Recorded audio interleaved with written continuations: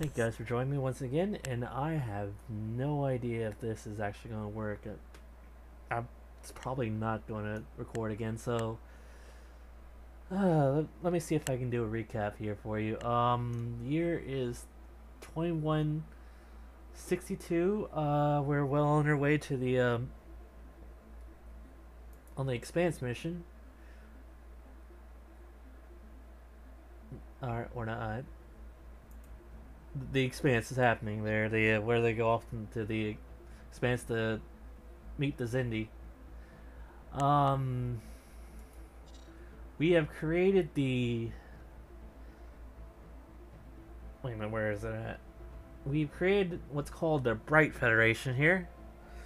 Apparently, we're not super buddy, but we're buddy enough to actually talk to each other. I guess.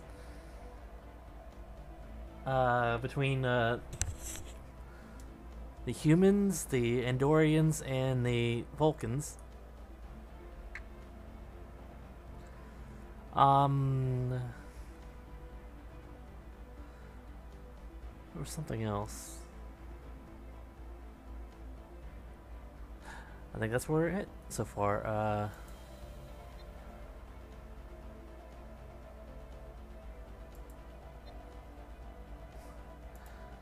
We have two hybrid ships that are a combination of human design, Andorian design, and Vulcan design here. Let me just pull it up for you here. We have Vulcan lasers here. Vulcan phasers. I don't think we actually have photon torpedoes, so we have Vulcan torpedoes, or that could be Andorian, who knows. And we have Andorian stealth hull. So I think that's where we're at here.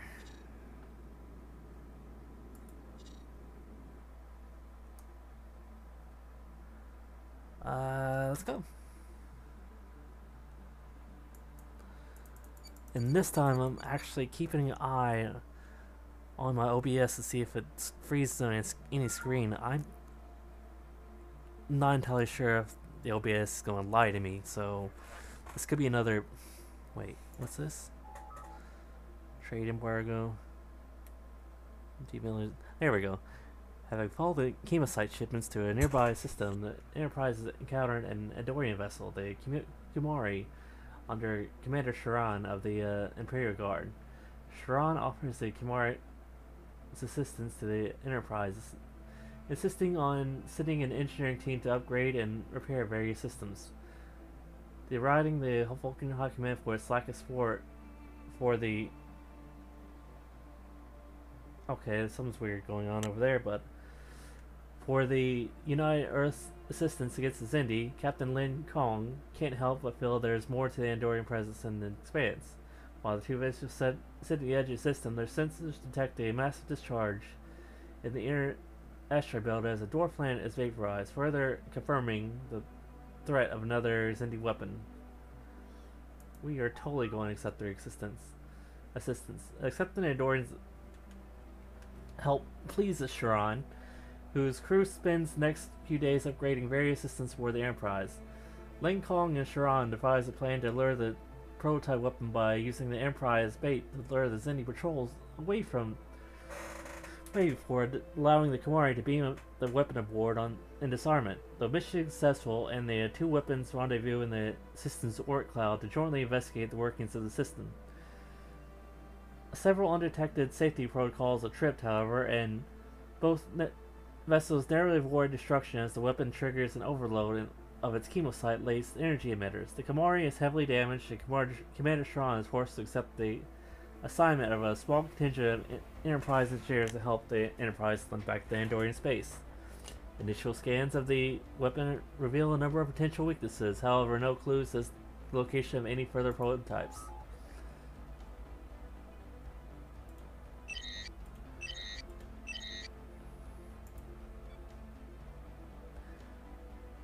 And for some reason, the Vulcans are now the Confederacy of Sirach.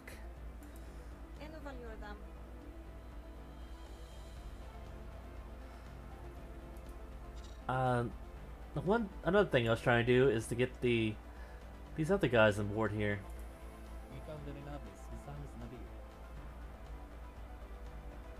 Why don't you want relative power of empires? Okay, I don't think I'm gonna be able to get them an association status just yet. Anyway, and once again, we follow the slowest ship in the fleet here.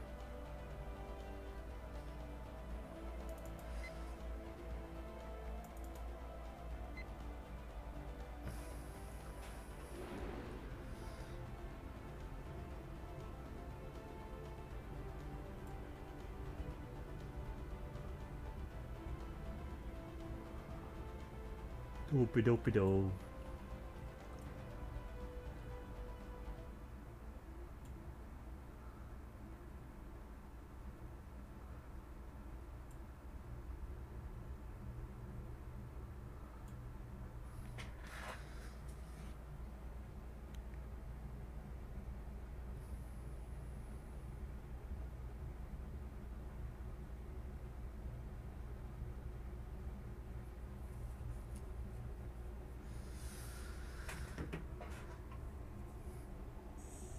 Well, we can upgrade something on Earth.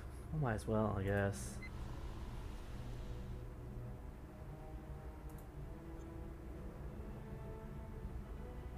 I thought we already did this.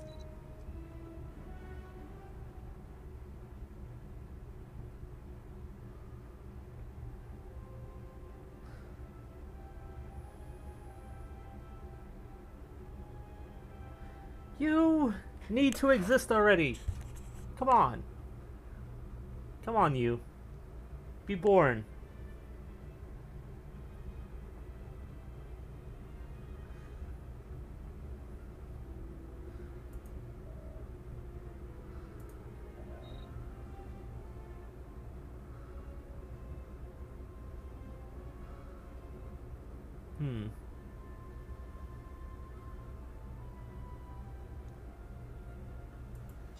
I need more peoples.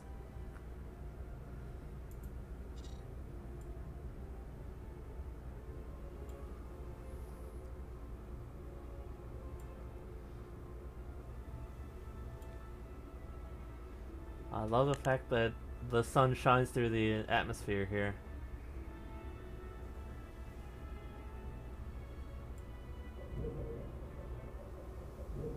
Oh?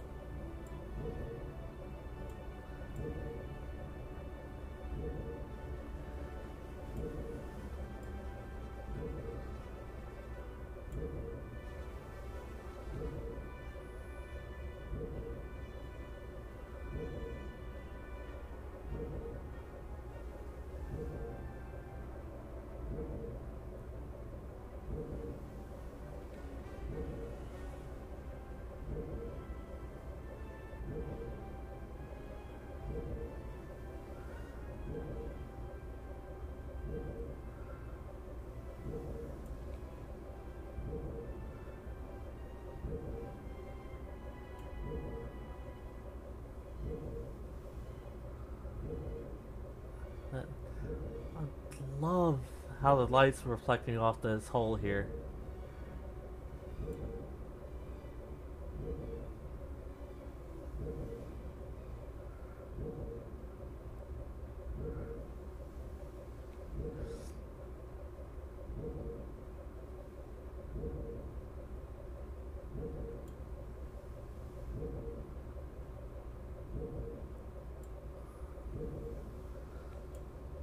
Alright, let's see what everyone else is doing here.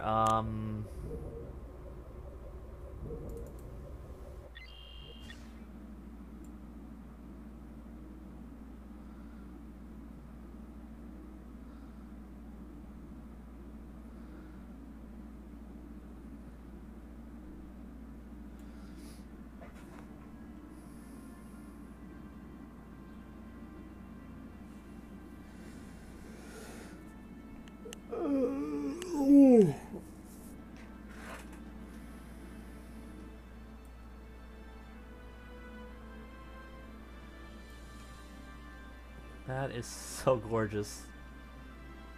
What's the class A star here?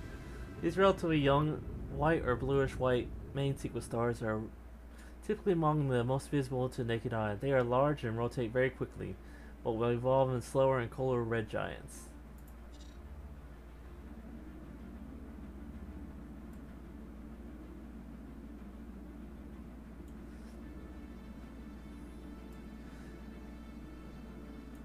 Or you just go fly around to the sun, sir. There's a star right there. Right there.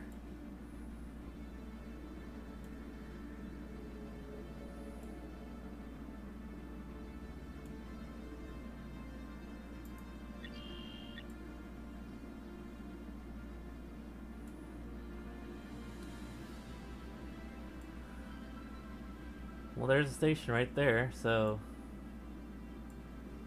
Sir? Sir? Sir?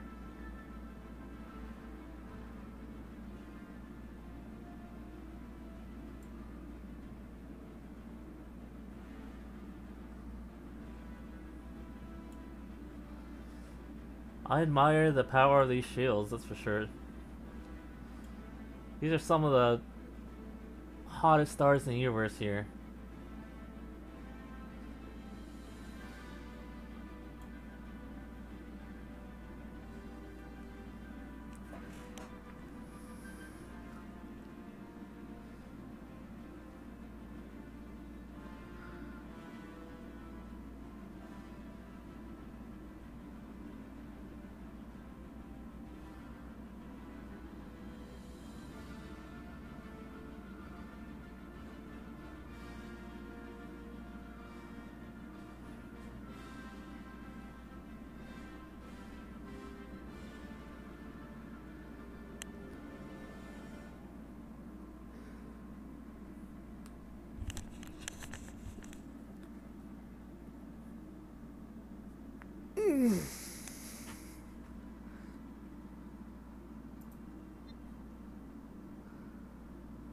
Interstellar Academy.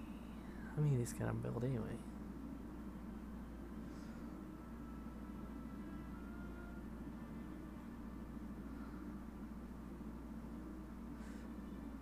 I am so going to rename you into Starfleet.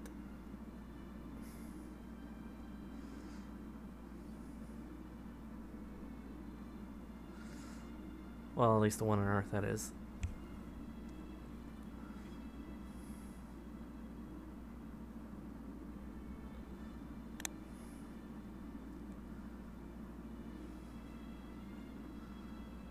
Light cruiser.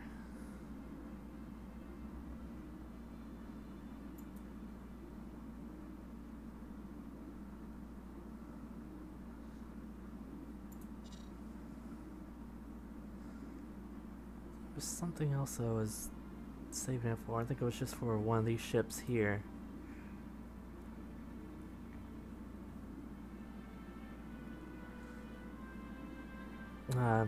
Screw it. We have to expand.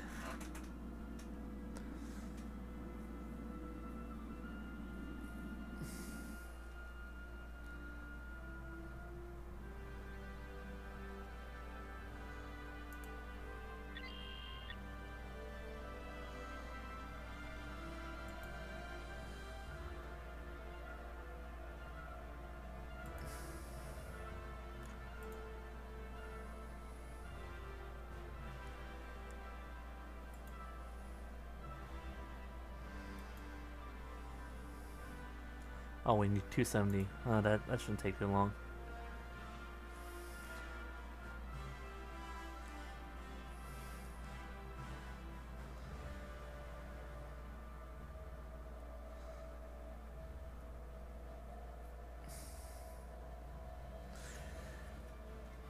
Oh, sorry.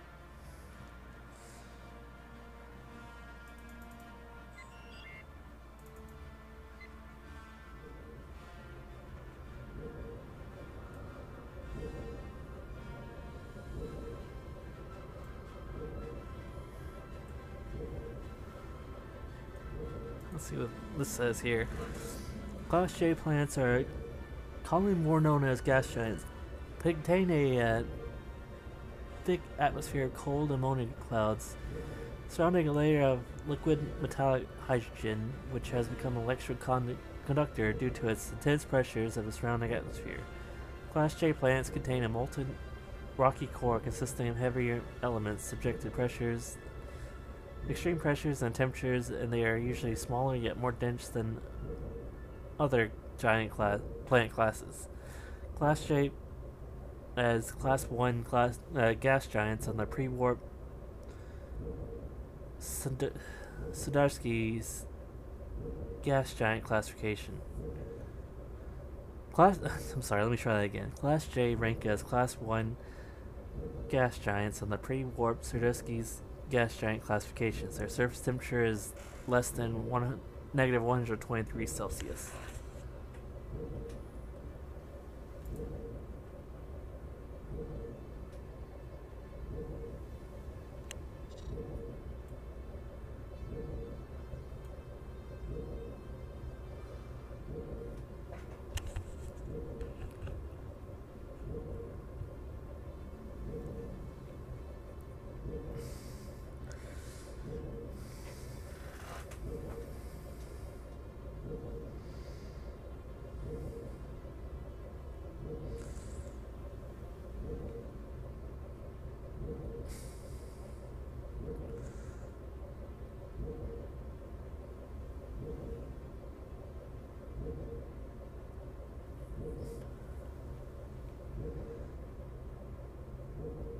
Okay, I get a half point every cycle.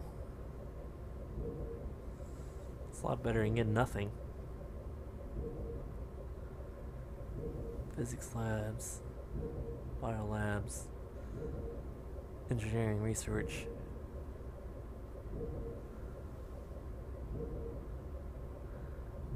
Directly controlled systems.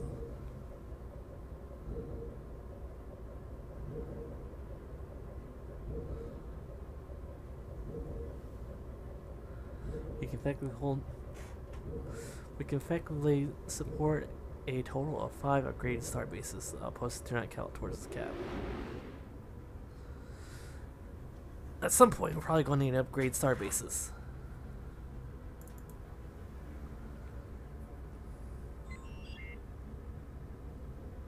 But it is not this day.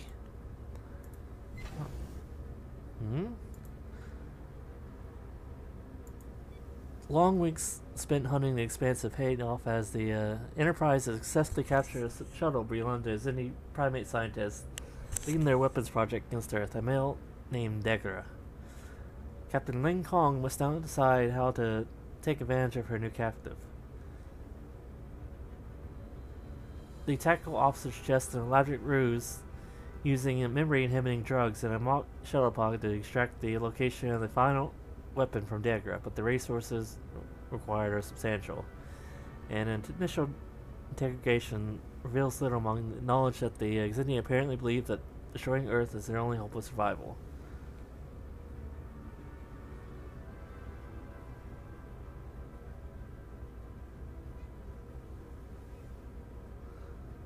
We can afford that.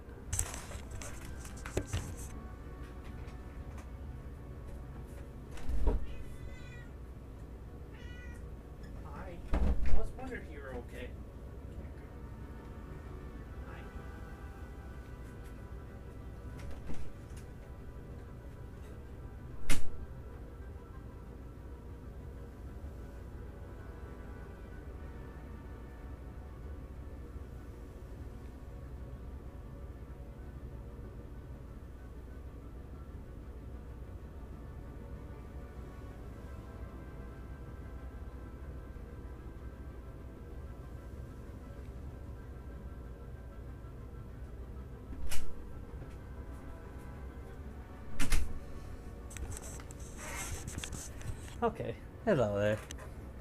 Captain Ling Kong orders the construction of a mock shuttle interior as per the tactical officer's proposal. Using memory-inhibiting drugs, Captain Ling Kong is able to persuade Degra that the two of them have been prisoners of the Xindi reptilians for several years. Following the destruction of Earth and the reptilian subsequent betrayal of the other Xindi species, Degra reveals that Xindi were convinced to attack Earth by transdimensional beings who presented themselves as Xindi's saviors. The Q? After a series of fake attacks on the shuttle, it caused the simulation to overtax itself and the windows revealed to be displays.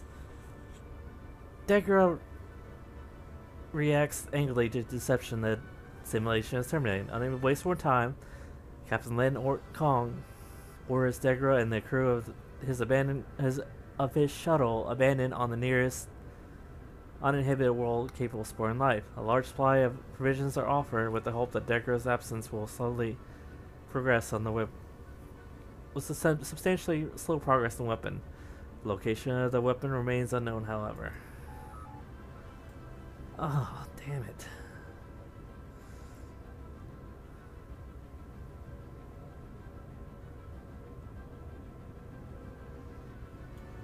I guess we got some information.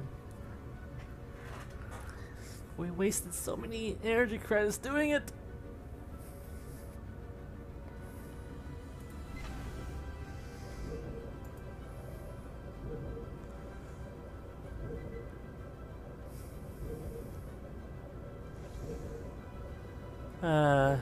No, that probably won't help.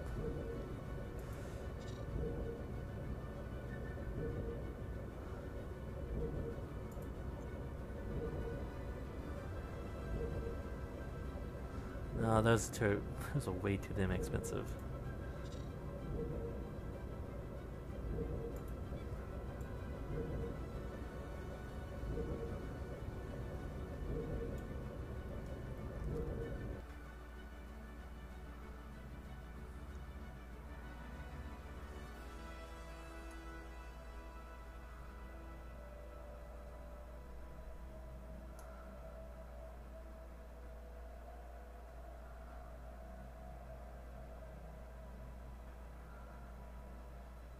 I think we're going to cultivate Wolf 424 here.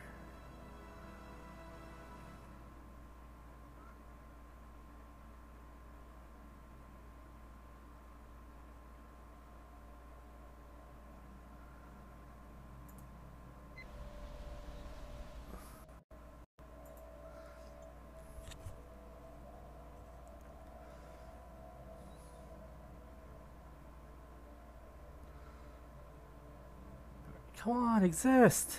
Exist, damn it! Exist!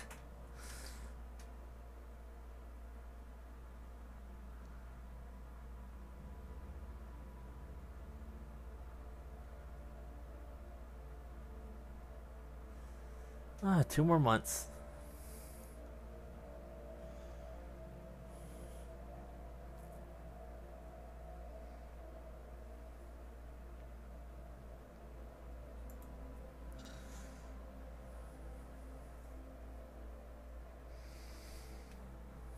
I've seen other people play through this, and it doesn't seem to be running that slow for them unless they speed up the game. It's because my computer is so old and grumpy that it just slows down everything.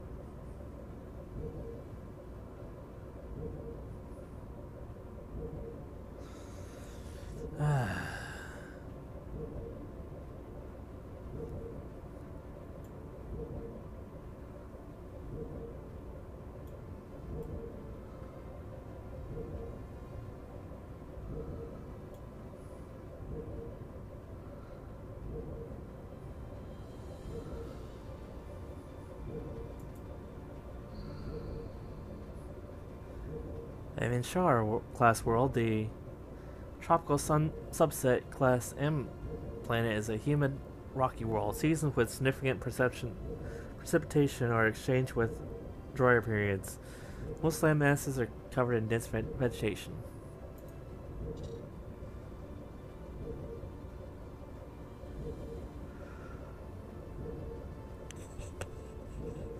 Actually, we can get. Now that I think about it, we can get started on this system here. We'll just do it one play at a time. We'll start out here.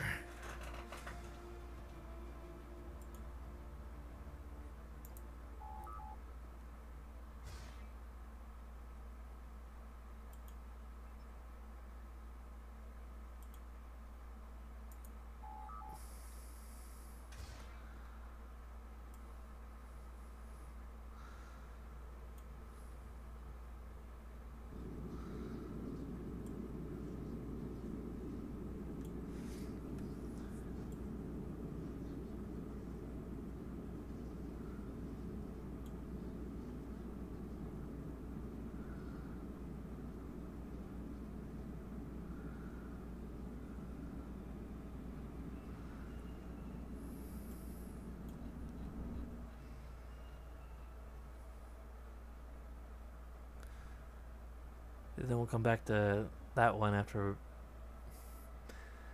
we get enough minerals.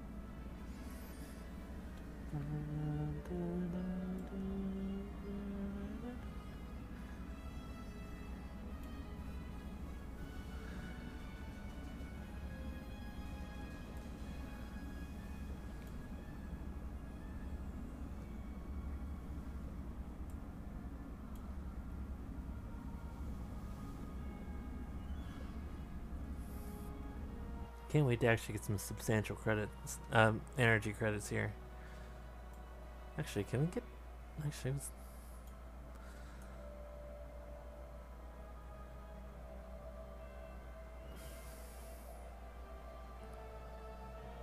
oh, that's the Confederacy of Kurok.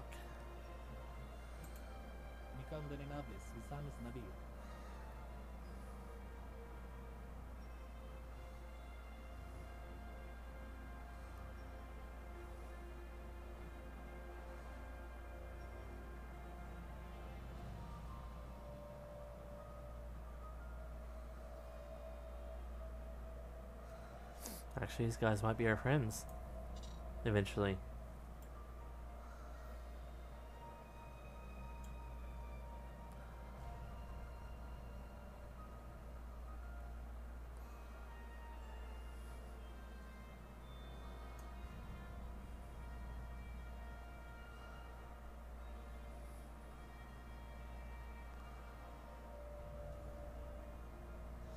$28.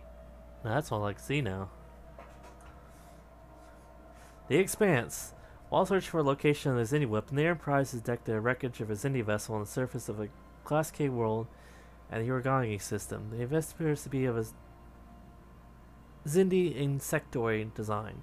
While there are no signs of active Zindi ships in the system, Captain Lin Kong debates with the crew on the best course of action. The first officer recommends continuing the search for the weapon, as initial scans suggest nothing of value survived, while the tactical officers suggest destroying the remains of the vessel prior to departure, in order to deny the Zindi any possible salvage. In opposition to both, the doctor urges investigation to confirm whether or not any insectoids survived the wreckage.